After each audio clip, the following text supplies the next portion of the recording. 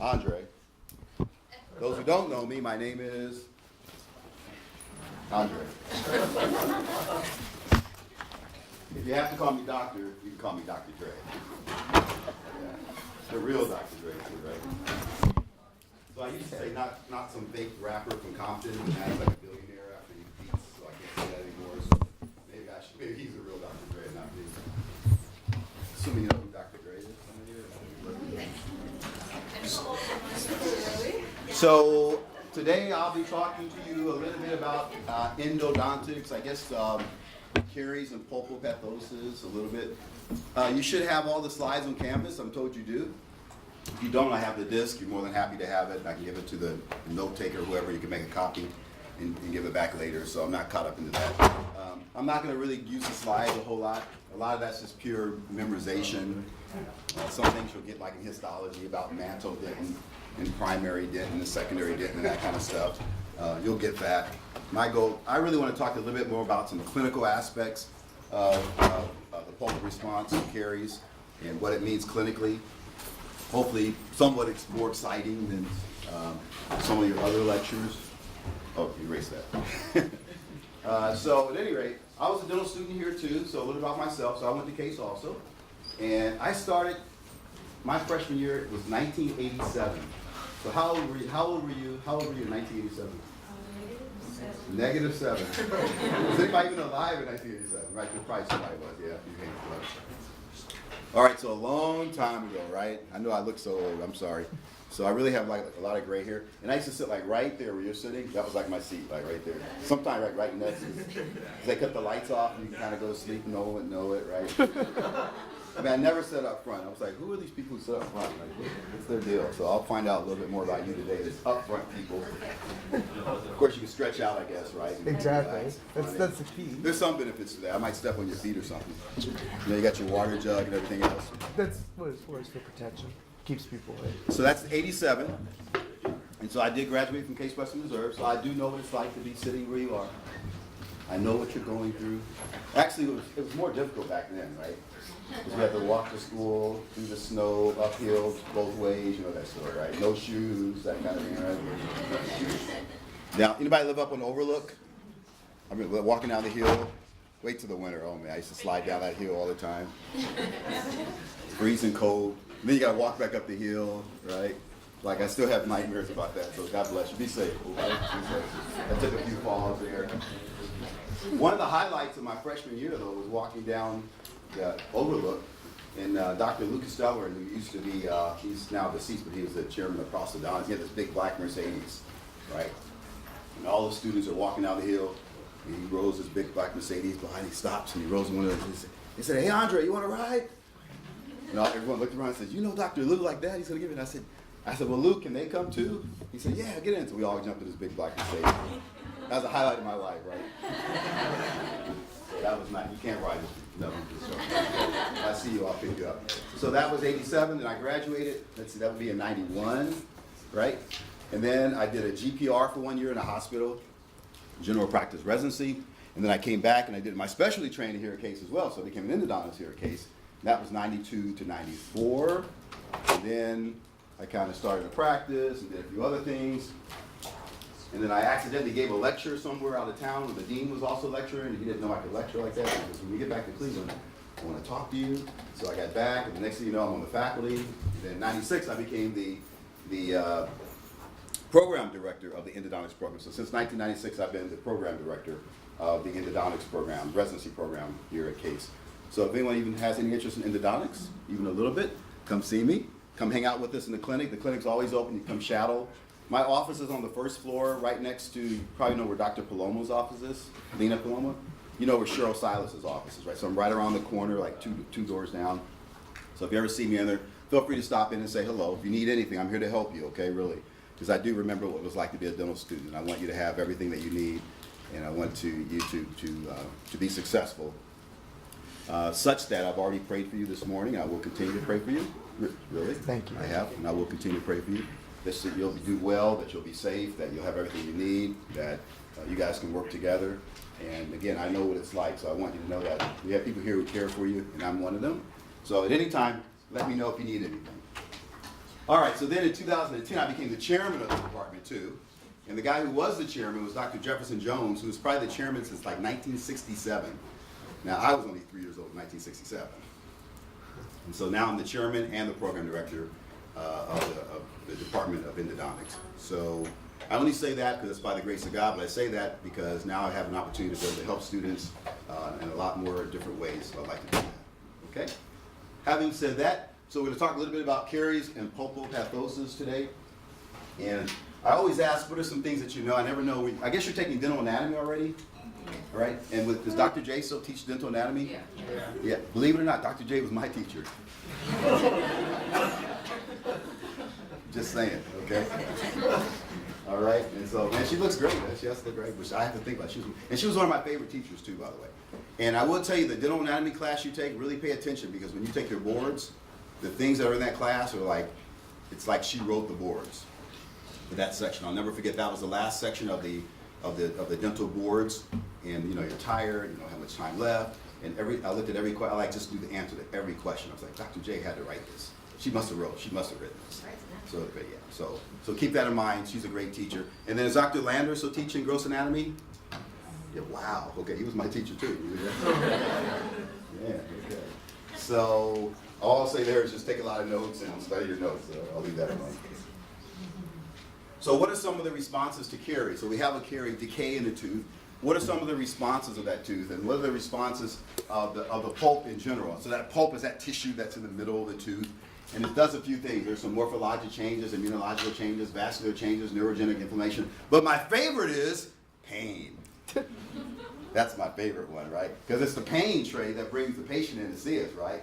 So patients come in, like a lot of times if they don't have pain, they're not coming in to see you, right? I mean, who really wants to go to the dentist, right? Come on, really? And especially me, who really wants a root canal? Right? I hear those jokes on TV all the time. That's worse than the root canal. It's like, no, it's not that bad. Really, I promise. So pain is what sometimes brings patients in. But I will tell you that you are in the best profession there is. I don't believe there's any better profession. You picked a great time to go into dentistry. So congratulations on your choice. So what are some of the pulpal functions of that pulpal tissue? Well, we know it's inductive, formative, nutritive, defensive. And then here's the pain again. I like that. Let's get right to the pain section, right? The pain. So it has all these different functions. So the pulp is there to protect and to feed and to defend. If there are any in the carious lesion, there's bacteria that's coming into the pulp. The pulp already has these special cells that are looking around for any invaders to come in. And they go and attach to those invaders and do horrible things to them. So the pulp basically is well able to protect itself. And you know that there's many types of dentin. Again, I'm not going to spend a lot of time talking about these things because you will get that in other classes. But there's a number of different types of dentins that you have there. That's pure memorization. You should know those. Now the zones of the pulp, that's important. So we have the dentin, the outer part enamels up there, dentin. Then below the dentin is called the pre-dentin layer. We have the odontoblastic layer. We have the cell pores layer, and then we have the cell-rich layer. And that's where a lot of those cells that we're going to be talking about reside. A lot of those cells that we're going to talk about reside. And what are some of those cells that are inside the pulp? Well, there's odontoblasts. These odontoblasts are the ones that make dentin. We have pre-odontoblasts. Stem cells is the new buzzword now, right? There's a stem cell to make everything. They say dentistry is going to be obsolete because they're going to make stem cells. So when a patient has a problem, they're just going to make a new tooth and they won't need us anymore. Well, they'll need us to put the stem cells in, right? So they still need us. So we have these stem cells that are there that can help to repair the tooth. And of course, the most common cells in the pulp are going to be your fibroblasts, and they kind of make the ground substance. They make all the good stuff in there. That's kind of the main constituent of the pulp. The number of undifferentiated cells are there.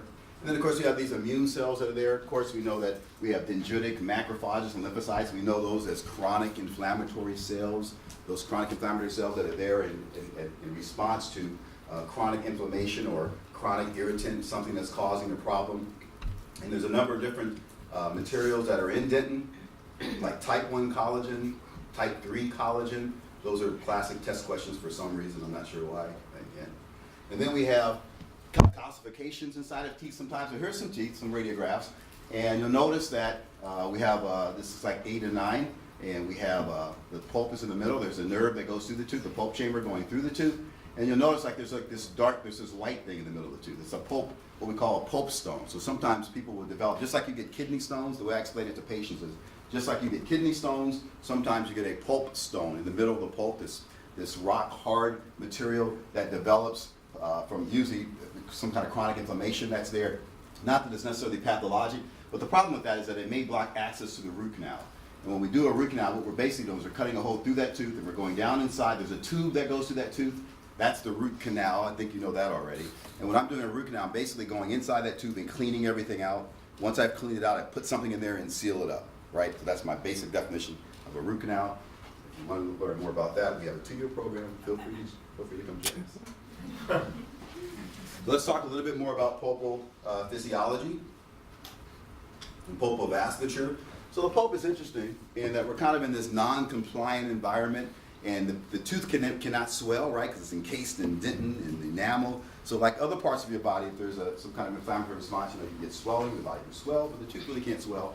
So this pressure builds up inside the tooth. But we have this great intricate microvascular circulation that's in the pulp, and of course you have arterioles here and venules there, and blood comes in and goes out. But before it goes out, it goes to these capillary beds.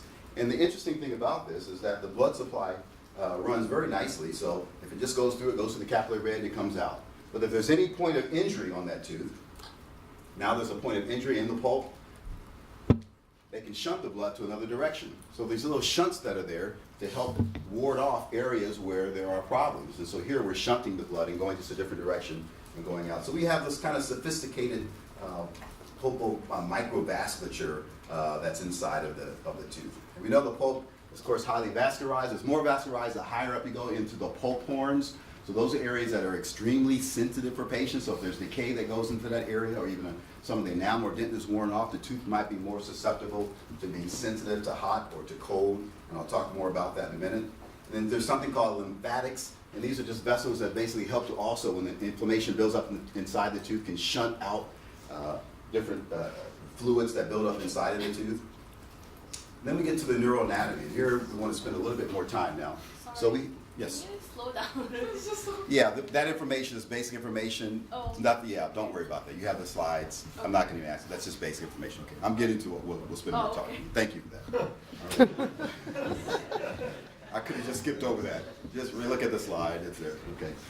Now we'll talk a little bit more of both myelinated and unmyelinated. So you know about that. So the main nerve fibers in the pulp are going to be A delta and C fibers, or A delta and C fibers. And these are fast-acting and slow-acting nerves. Fast-acting and slow-acting nerves. This you should know, all right? So we'll stop here for a second. So we have different fibers in the tooth because there's pain, right?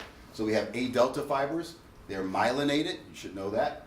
They function sharp, pricking pain, size 1 to 4 microns, speed 6 to 30 meters per second, low threshold. So that means in the tooth, the A delta fibers, it doesn't take much to necessarily set them off. So if someone has a tooth that's sensitive to cold and they drink some cold water, right? The A delta fibers are what they feel. Ouch, A delta fibers.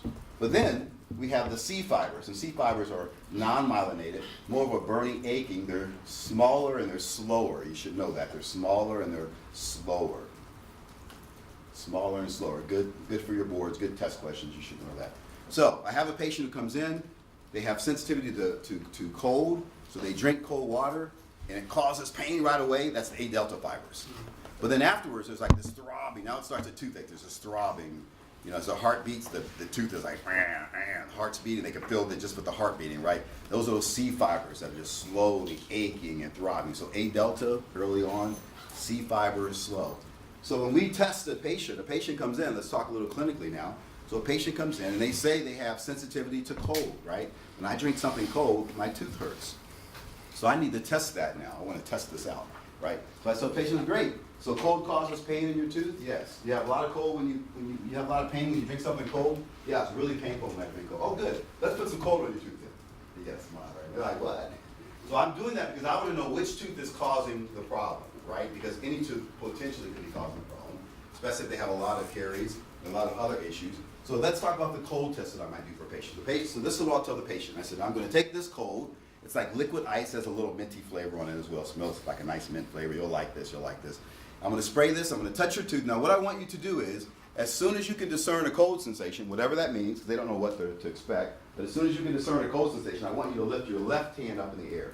Your left hand. Now why do I say the left hand? Because I'm standing on the right side. Your system. Right? Right, so I'm on this side, so lift your left hand, right? Your left hand, not your right hand, right? So I got to make sure that's clear. So as soon as you feel cold, lift your left hand in the air. And then as long as you feel the cold, keep your hand in the air. And as the cold sensation starts to go away, your hand starts to go down, and then when you don't feel anything anymore, put your hand down. You got it? Got it. Well, patients never get that, so you have to tell them twice, right? Right, so remember this, all patients are really children when they're sitting in the dental chair, right? Adults are like, you know, especially grown men, and they just say it. Man, guys, I had to tell one guy, dude, just suck it up. Come on, man. It's really embarrassing, all right? So when you feel this cold, lift your hand in the air. As long as you feel it, keep your hand in the air. As the sensation is starting to go away, your hand's starting to go down, and then when you don't feel it anymore, put your hand down. Now, what am I doing? I'm first of all gauging the reaction they get to cold. So, oh yeah, I feel it. So a sharp response. Okay, sounds like some A deltas. And then a normal cold response for most people, it's probably 3 to 5 seconds. But the reality is everyone's different. So I may have to test some apparently normal, healthy teeth, right? Teeth that I think are okay, and just see what's a baseline of how they should respond to cold. So let's say I do that, and the baseline, you know, each other tooth, they feel cold for 3 or 4 seconds, and they put their hand down, right? But on this one, I put the cold on, they feel it. They really feel it. They still feel it. The hand's going away, but they still feel it. It's going away, but they still feel it. They're like, oh, now I have a toothache. It's throbbing. That was A delta fibers first, then the C fibers after. Now I've caused a toothache. I have a toothache now. Doctor, you caused my tooth to hurt. You hurt me. You did this. I actually had one lady accuse me that I was the one that caused her problem by putting the cold in her tooth. This one. So at any rate, that's the cold test that I'm doing, and when I do that, we're testing these particular fibers. In fact, when a patient comes in and they're having spontaneous pain, meaning that they don't even need cold to cause pain, it just spontaneously causes pain, or it awakens them at night, or it makes it difficult for them to sleep at night, that's usually the A delta fibers going on there as well. That's a classic test question that we ask dental students. As what question do you ask patients to determine if it's a pulpal problem or the pulp is causing a problem? And the answer is it awakes them at night. It awakens them at night. Assuming that at night you're not doing anything, right? You're sleeping. Now some of us grind our teeth at night, so that's a different story, and that can cause a problem. But the time when you should be most at rest, your tooth is aching. You're not drinking, you're not biting, you're not chewing. That lets us know that there is some type of spontaneous pain going on, and that diagnosis is something called irreversible pulpitis, which I'll talk about soon. So these A delta and C fibers that you read about and study about, that's more clinically relevant to what we're talking about. Yes? The test for hot pain is the same as Thank you for asking. So the best test, typically for most people, the test that's most sensitive, has the highest sensitivity, ability to detect disease, is going to be the cold test. However, you are correct. For some patients, they say, well, cold doesn't really bother me. It's the heat that bothers me, right? Then and only then might I do the heat test. But typically the cold test is going to be the best test. Even if they say heat bothers them, you'll still get some response to cold.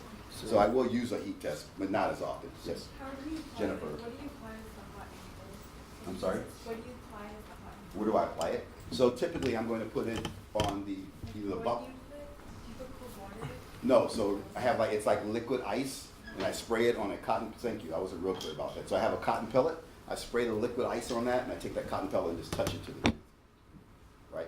Now for hot, I have an instrument that I just touch and it heats up. It's called a touch and heat. It really is. And I'll just take that and I touch it and I put it on the tooth of the surface and heat the tooth up. So that's how I can do that. So that answer your Well, question? while on the subject of Yes. testing, do you Yes, use sir. any percussion testing? Well, yeah, I do. That's a different issue, though. But so Okay. there's a lot of other different tests that Okay. so percussion test. But if you ask, I can talk about that. So some teeth, after they have been inflamed for a long time, and all this decay and inflammation and bacteria have gotten into the pulp, eventually it's going to go all the way down through the tooth into the periapical area, right through the root canal into the periapical area. And once it does that, now the tooth may become sensitive to percussion or tapping on it.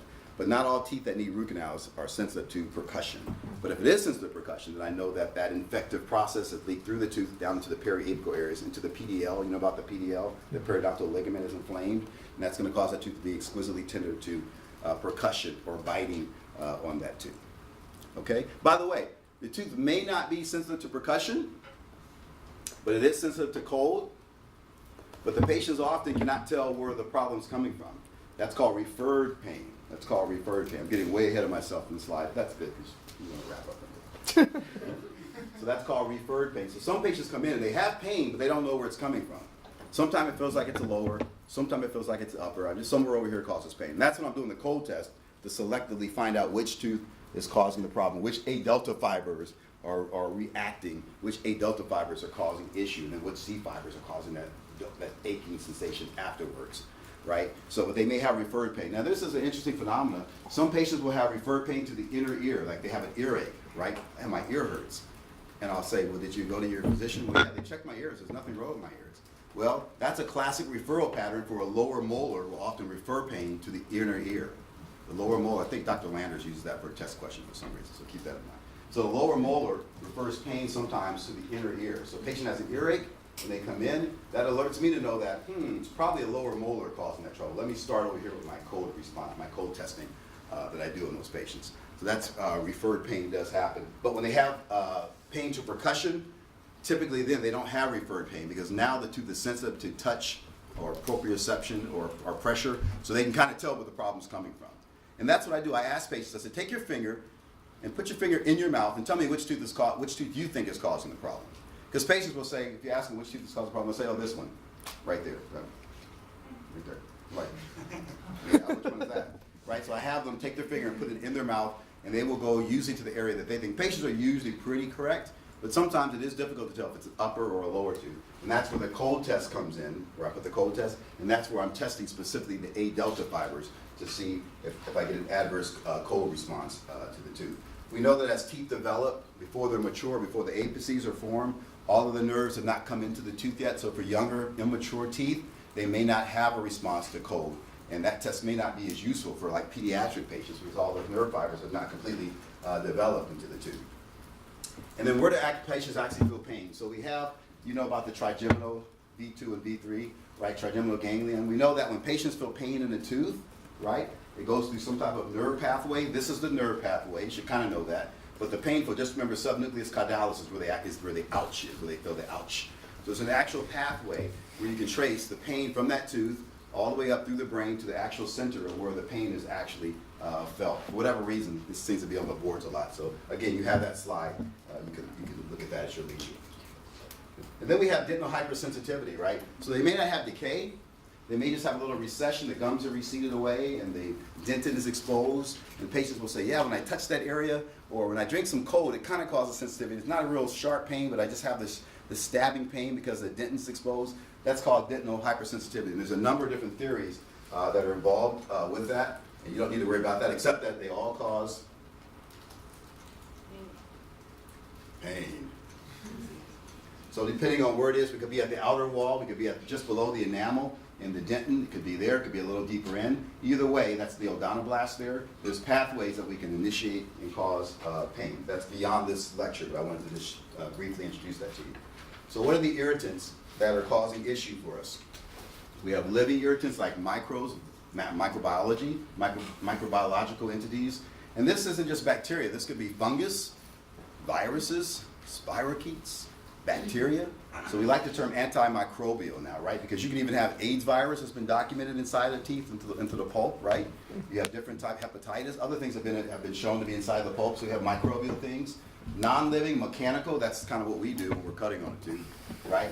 Thermal, and then chemical, depending on what's being used. Sometimes we'll bleach teeth to make teeth whiter. That can actually cause a reaction to the pulp as well.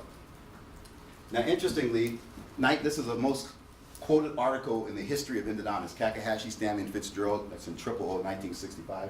The most quoted article ever in the field of endodontics. And what they found was that when you have a tooth and you have a cavity exposure and the nerve is exposed, if there's no microorganisms in there, then you won't have any endodontic infection as we know it.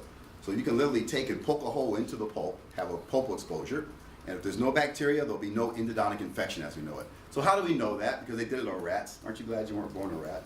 So they took these rats, and they had something called nodobiotic rats. These are rats that were born in sterility. They live in sterility. They eat in sterility. Everything is sterile. There's no bacteria anywhere in them, nodobiotics, right? So they have these sterile rats, and they took them, these poor rats, and they poked a hole into the pulp, and they left it wide open to see what happened. Well, nothing happened except that there was repair. The pulp repaired. All those cells I talked about came in and repaired themselves.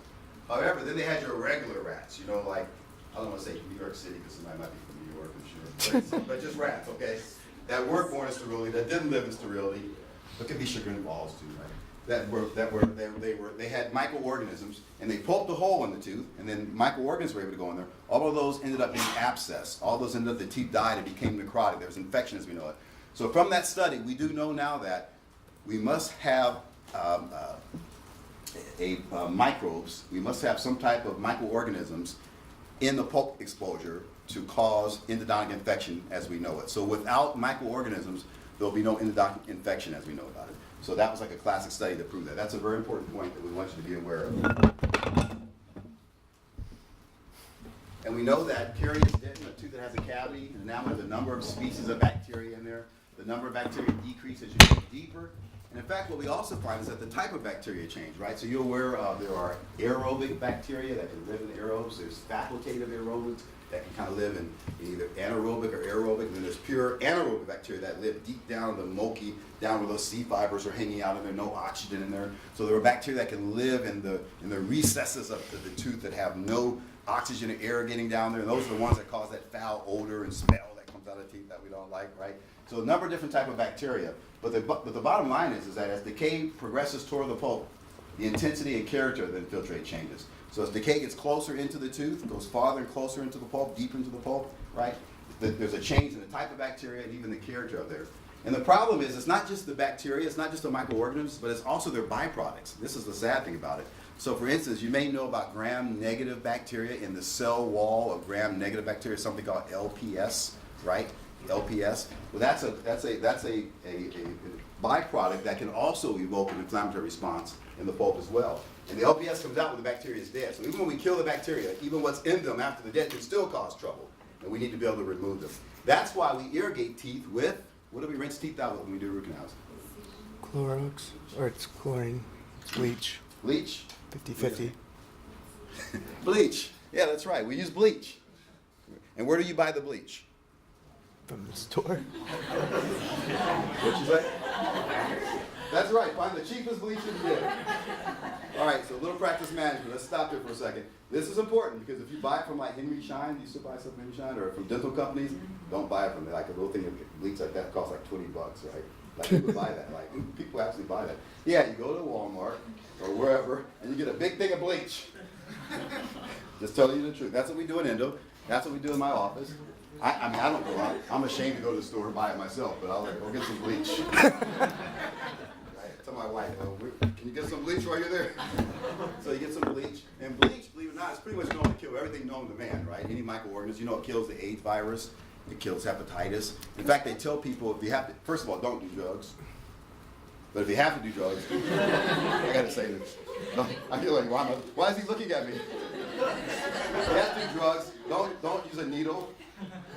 And if you have to use a needle, like don't share the needle with somebody else. Okay, I needed to say that. Okay, but anyway, so they tell people that if you have to share needles, like rinse your needle out, rinse it out with bleach, right? They actually tell people in the streets like use bleach because they know that's going to kill the AIDS virus or anything else that may be in there. So we're using this bleach, and bleach has a couple of different capacities that we really like. Not only does it kill the microorganisms that we're talking about, not only does it kill the LPS that they make, but it also dissolves tissue. You can take a piece of pulpal tissue and drop it. You should do this one day. Drop it into a cup of bleach and you can just watch it dissolve. It's like, ooh, it's dissolving, right? So that's what I'm using. I'm injecting that inside of teeth. I'm using bleach inside there. But not only does it dissolve, it also removes what we call the organic part of the smear layer. It helps to remove the smear layer or the organic part of the smear layer. And the organic part of the smear layer are the tissue type of byproducts and et cetera, live things that are inside the tooth, right? We're removing that with bleach. And then bleach is a physical irrigant that rinses out, it flushes out the tooth, right? So once I have that pulp chamber clean, that tube clean, that root canal clean, I'm rinsing it out with bleach to physically rinse everything out. That bleach is being used to kill these microbes, those microbes. And without bleach, you're not going to kill those microbes. And some people think, well, I don't want to use bleach because it smells, it has a foul smell to it, and I don't want patients, or it may get in their mouth, and it might, so you want to be careful about that. In the fact, when I'm irrigating with bleach in my office, I'll say, I'll say sodium, right? Because of sodium hypochlorite. I'll say, you get sodium. I'll just say to my assistant, sodium, right? And then patients are like, is that bleach? No, it's sodium hypochlorite. The chemical name of bleach, right? Like, that smells like bleach. It's very chemically similar.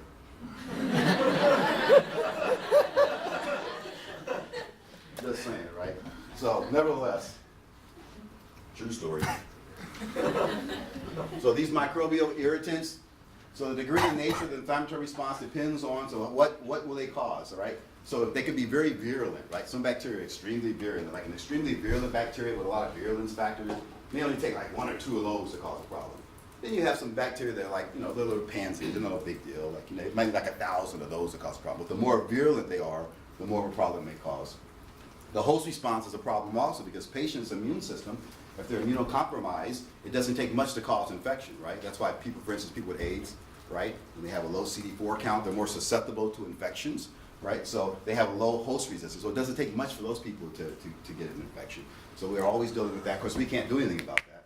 I already talked about the lymph drains coming out. And then however long the material's there, the microbial problems there is going to cause a problem as well. You going to say something? I said bless you. Okay, thank you. Then we have mechanical irritants. This is where we get to us, right? So some things we cause, like we did it, right? You've heard the term iatrogenic. Have you heard that term before? Iatrogenic. Yeah, you'll hear that a lot in dental school. Iatrogenic. That's a term that means basically that you did it, I did it, I did it. But we like to say iatrogenic. It's iatrogenic, but that really means I did it. But when you hear iatrogenic, it's something that we cause.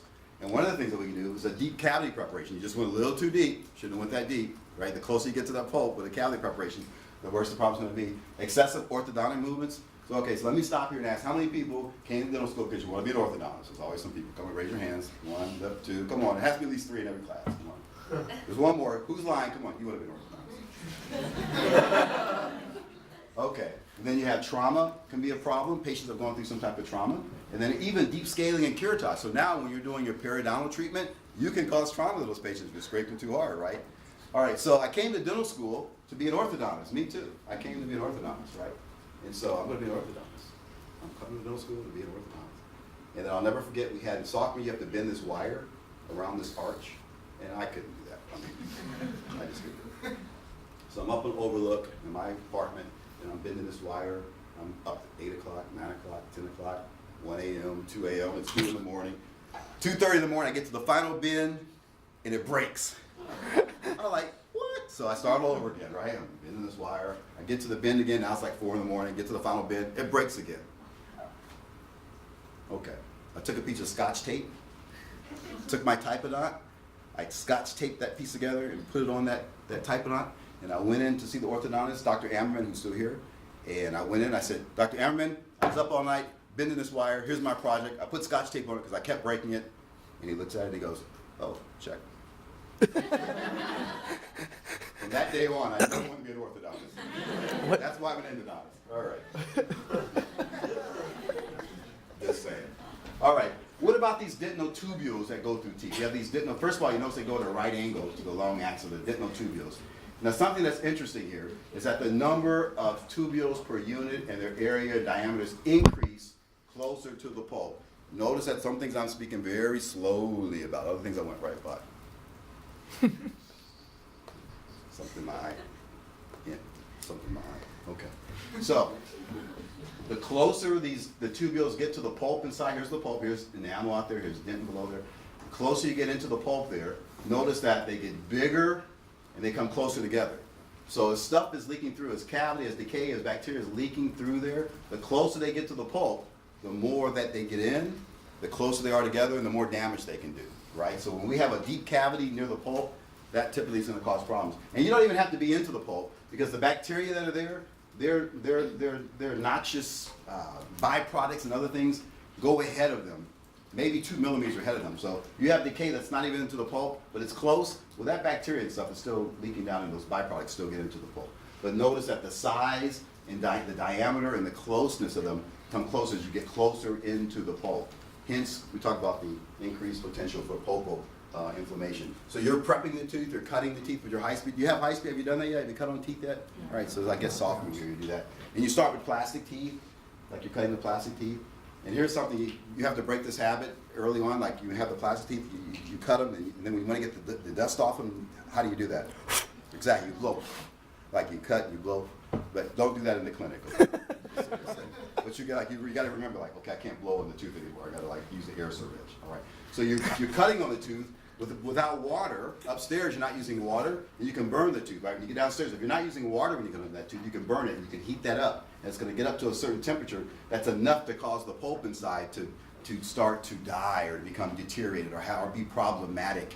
And once that pulp starts to die or deteriorate, that's when those adulta fibers let you know they start to cause some issue. So you know there's a number of inflammatory, non-specific mediators. You know those. Again, many of these are associated, again, with substance P, with pain, etc. That patients have prostaglandins and kinins, all associated with pain. This is kind of a classic view that you've seen. You'll probably see this several times if you haven't seen it before already. So we have the phospholipid cell membrane, and there's damage done. So phospholipases come in and break down, they yield arachidonic acid. And this is arachidonic acid. We have the cyclooxygenase side, which yields prostaglandins, and we have the lipoxygenase side, which yields leukotrienes. But again, the reason we have that there is arachidonic acid will ultimately yield these, which causes pain. Prostaglandins cause pain. Now, the reason why I'm showing you this, because you should know this for your boards and for other things, but cyclooxygenase can be inhibited by non-steroidals. And that's why we give non-steroidal anti-inflammatories to patients, right? That's the best medication we can use. So Advil, Motrin, Nuprin, Aleve, aspirin, Bufferin, all of those, all are anti-inflammatory because, and they're anti-inflammatory because they're stopping the cyclooxygenase from breaking down arachidonic acid into prostaglandins. We're stopping the cascade here by giving non-steroidals. We're stopping. Now we also use steroids, right? Corticosteroids, right? Some people have corticosteroids. That stops the cascade up higher. So corticosteroids work here where phospholipases are. Non-steroidals work there.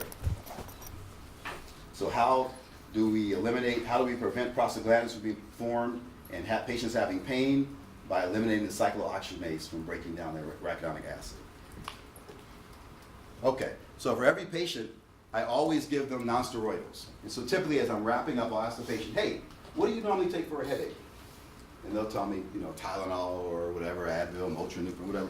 And I'll say, yep, Advil, that works. Because I know it's an anti-inflammatory. So a good non-steroidal anti-inflammatory drug I want to use.